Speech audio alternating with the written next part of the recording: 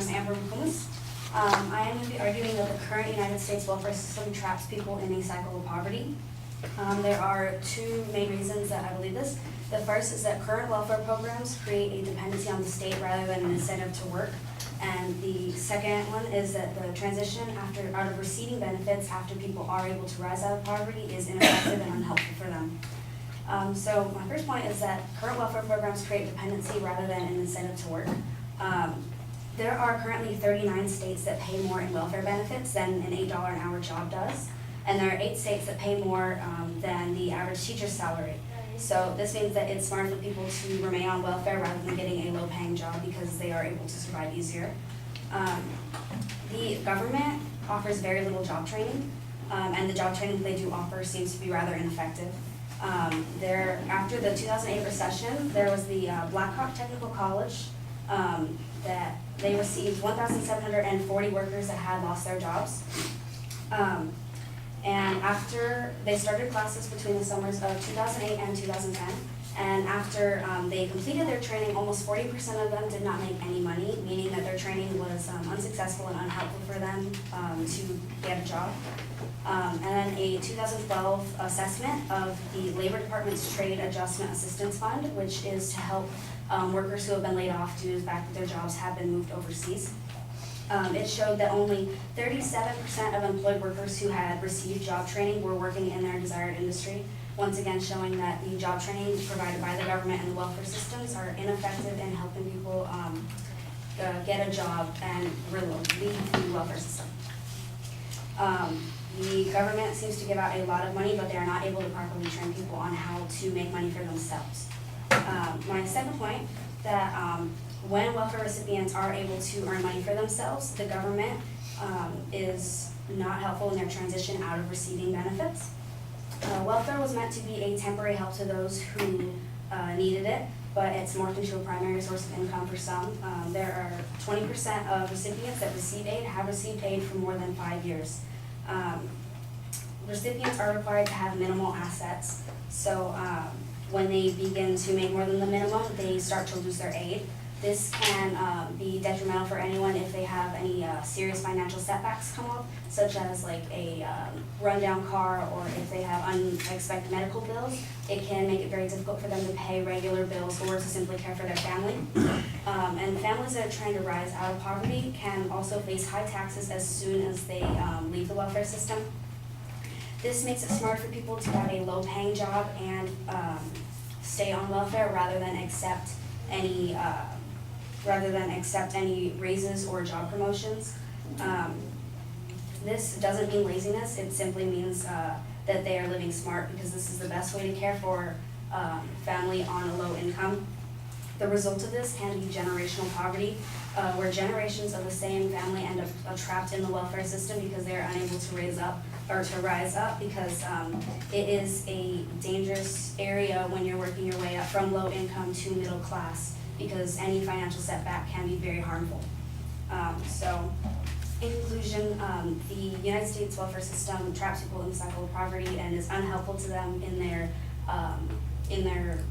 when they're working their way up to escape poverty.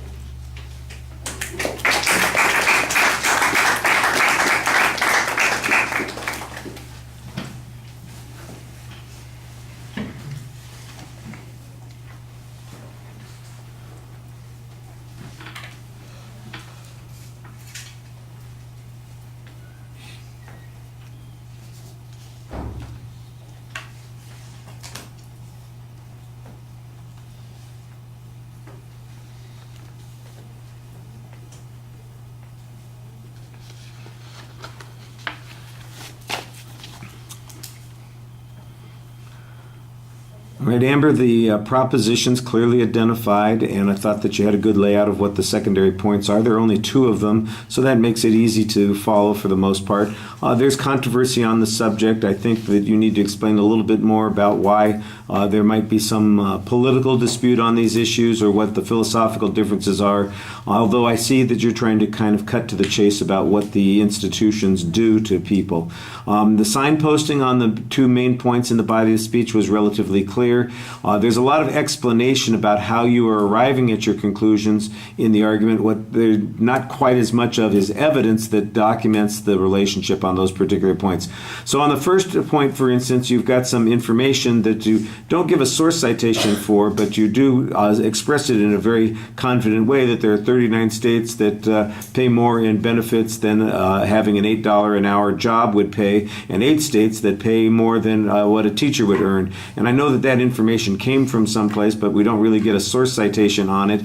And you kind of depend on the notion that somebody has made an assessment here and said that that's what the case is. So that might be why it is that people are not getting off of welfare and they kind of remain in that particular situation. It would be, maybe some additional illustrations, especially when you get to the point at the end where you're talking about generational poverty. If we knew more about the family situations or some examples, like I said, to illustrate this, I think it would be a little bit a little bit easier to believe. As it is, it's not that it's impossible to believe, and I can see the theory behind it. The question is it grounded in reality? And I think that's where you need a little bit more detail, especially in the form of examples. On the second point, that there is difficulty getting people out of this once they're in, and particularly the criticism of the jobs programs. I think that pointing out the relative ineffectiveness of the programs is pretty reasonable there. Of course, the 37% jobs that are provided by that trade policy, that doesn't sound great, but I don't know if the alternative is 0%, then it seems like it's a much better deal. And you have the same thing for another argument that you made earlier on that kind of issue about the I guess it was Black Hawk Technical College having similar kinds of situations. In the long run, they didn't make more money, but it was 40% that didn't make more money. That sounds like there's a chunk of people who did. So that it's less effective than it could be, I think that you can make the case for. That it's ineffective, that's a little bit harder. I think you need some more data on that particular point.